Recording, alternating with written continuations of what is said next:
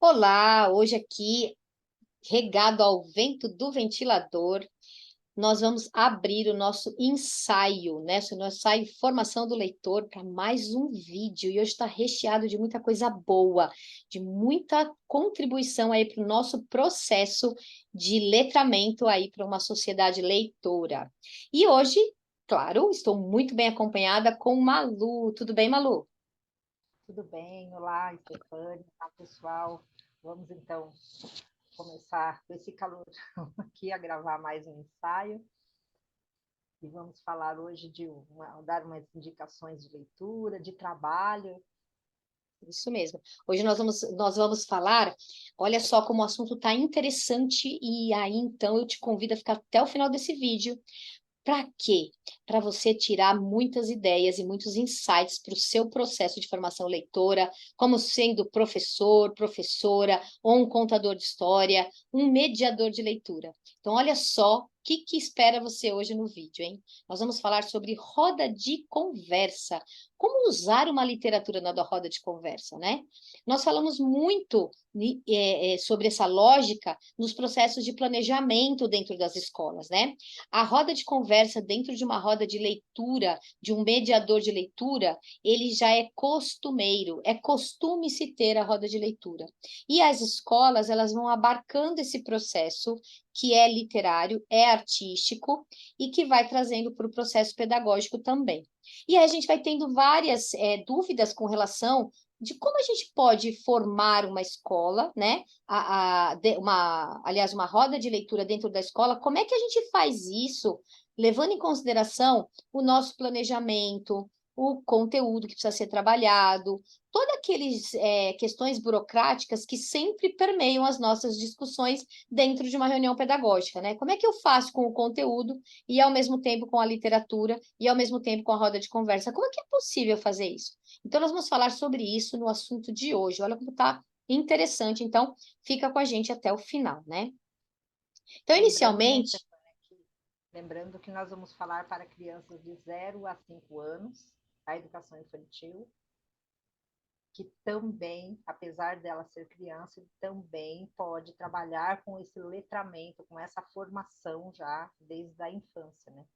exatamente, nós estamos aqui pegando uma ênfase que é um recorte. Então, eu até já peço que você se inscreva aqui no canal e acompanhe a nossa playlist Ensaio Formação do Leitor, porque nós estamos ali contribuindo com muitos materiais, com muitos compartilhamentos dentro desse universo de uma nova reflexão sobre esse processo do letramento mesmo, né? Sobre um ponto de vista da psicanálise com a pedagogia, né? Então, da psicanálise, do teatro, da literatura, então todo o universo da arte, da psicanálise, da pedagogia juntas, que é uma coisa que me inspira muito, né? Muito tempo eu levo esse slogan, né? A pedagogia e o teatro juntos, né? E uma roda de conversa, ela é um ingrediente muito estimulador para esse processo criativo que a gente pode usar num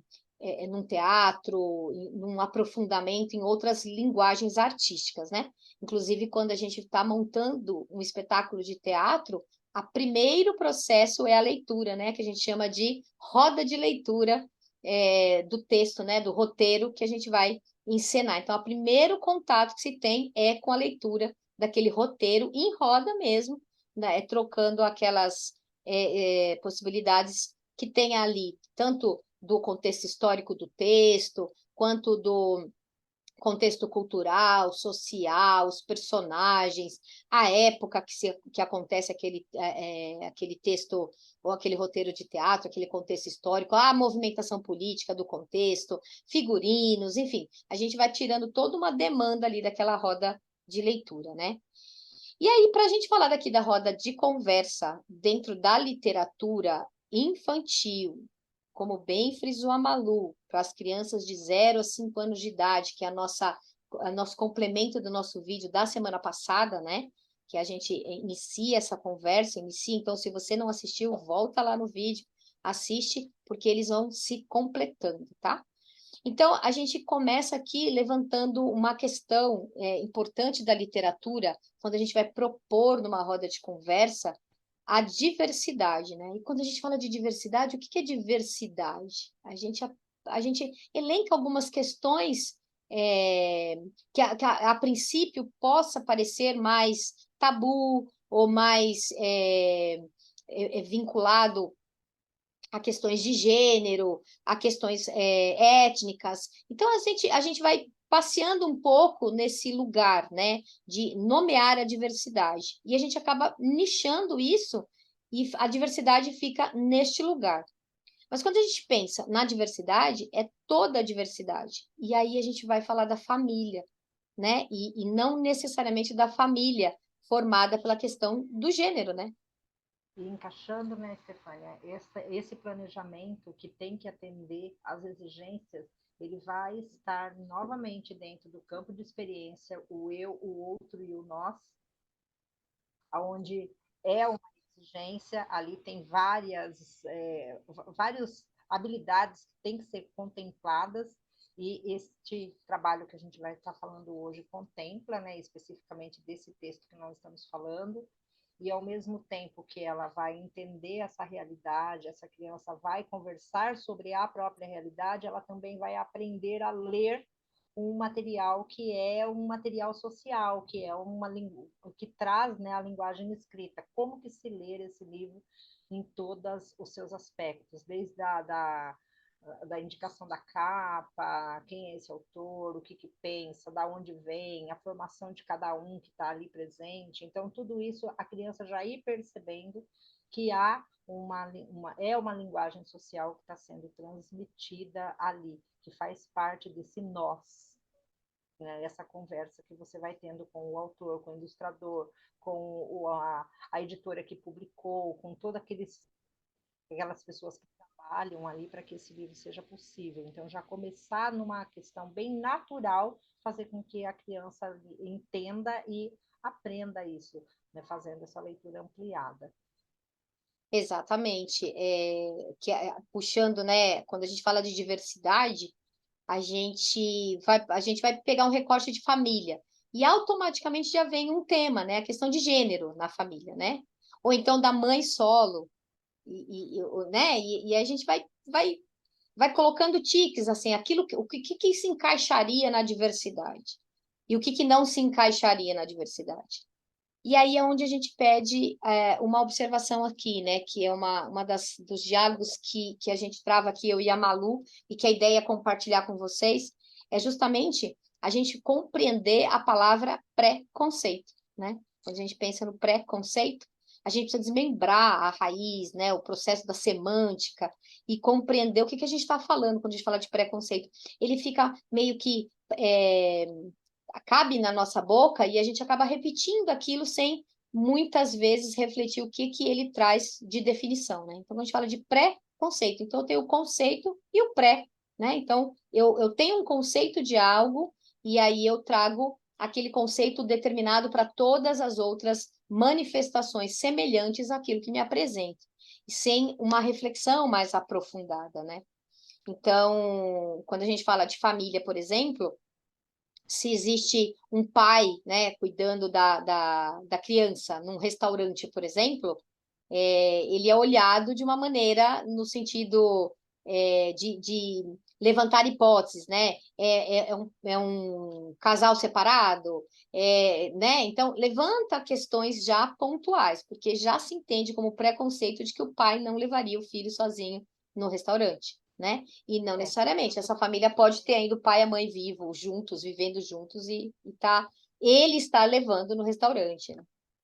o preconceito ele está tão visível, né, e tão estruturado no nosso modo de entender o mundo, que quando você pega uma mãe que às vezes ela tem até uma família com vários filhos e ela cuida sozinha, você ainda continua cobrando daquela mãe. A professora continua tendo essa cobrança que alguém cuide, e é claro, que ela olhe a agenda, que ela traga a mochila arrumada e tal, assim, é obrigação da mãe. Agora, quando um pai ele fica sozinho, com um, dois filhos, aí ele é visto pela sociedade como assim, nossa, mas apesar de ser homem, ele cuida dos filhos, é como se fosse algo inusitado, e ele é o herói da vez.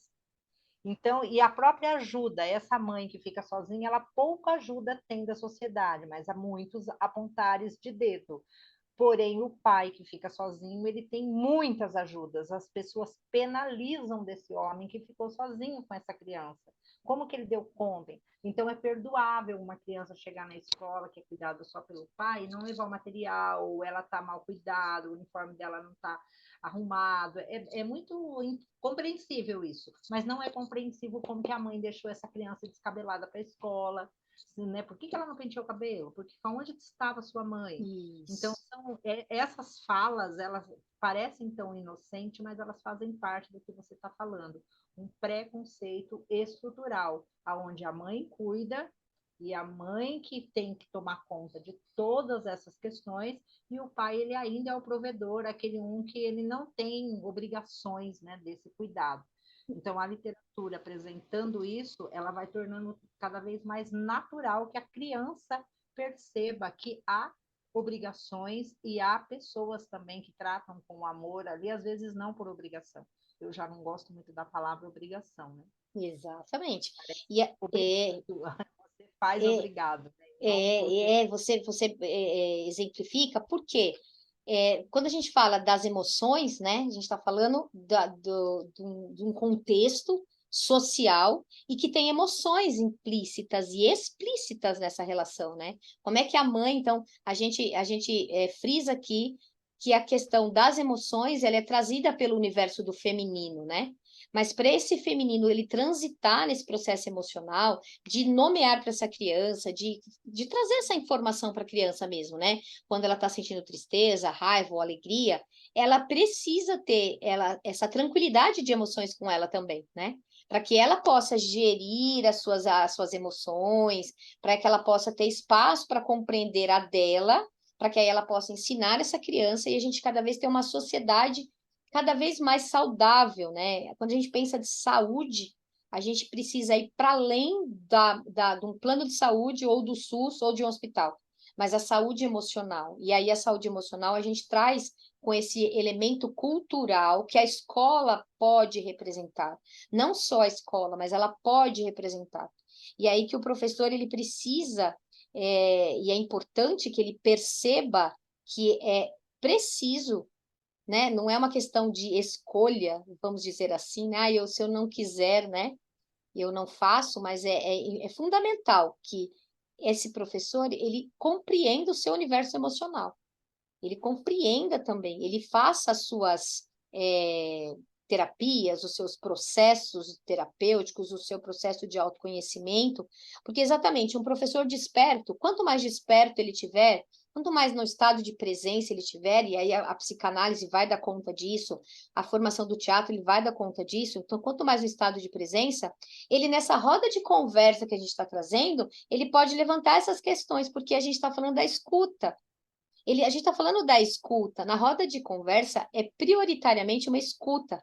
Quem fala bastante são as crianças numa roda de conversa, por exemplo.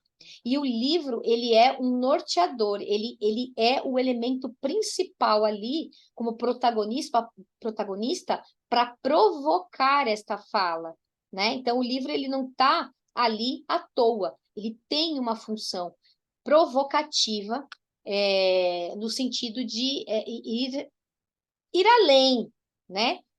Não ficar só ali. de mim, eu estou falando do personagem, é mais fácil falar Isso, do outro. Então, chegar a mim por meio do outro é mais fácil, né? exato, exatamente. Então, quanto mais desperto esse professor tiver, então, ir para terapia mesmo, né? Ir lá e conseguir, para ele não trazer os seus preconceitos para dentro dessa roda de conversa, não me escuta, né? Então, como a gente estava falando aqui, aí a gente vai falar um pouquinho da questão de gênero. A criança chega na escola, né, com o estojo cor-de-rosa. E aí o professor ele precisa estar despido de preconceito para ele não questionar o menino com estojo cor-de-rosa. Ele não questionar a menina que gosta de ler um livro de futebol. A menina que bate aquelas figurinhas de forma toda é, é, cheia de artimanhas para bater a figurinha.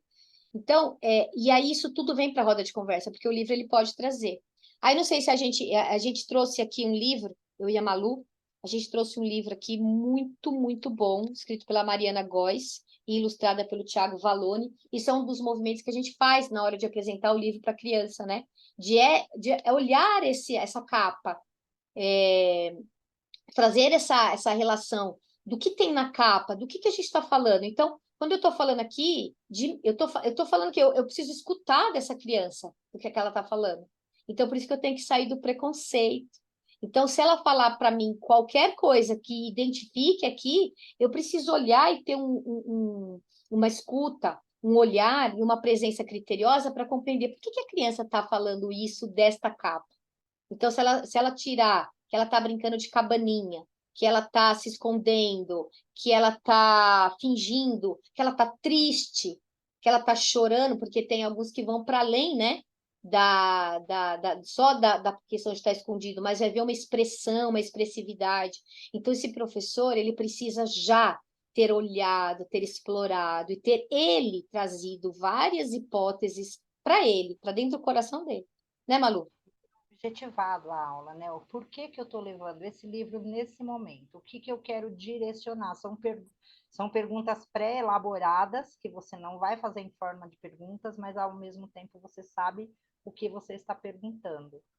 Porque eu sempre começo a questão da exploração do próprio título mesmo. O que você sabe? Por que será que esse livro tem esse título? E eles vão ter tantas ideias, porque a criança ela não tem essa limitação, né? Cada um fala coisas que têm a ver, coisas que não têm nada a ver, porque ele vai falando de acordo com o que... Isso. E quanto mais estado de presença esse professor tiver, mais ele está na sua forma de adulto conduzindo essa conversa. Porque é uma conversa. Se é uma conversa, há quem fala e há quem escuta, né? E se esse professor ele já for ali, né, pré-determinado, eu vou trabalhar, então aqui o título já traduz, é cada um se esconde como pode. Então o título ele pode remeter diversas possibilidades, escondendo do quê?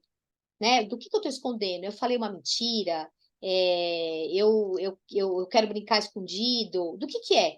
Então, essas hipóteses, essas suposições, é importante que esse professor faça essa escuta, que nós falamos muito no outro vídeo, né?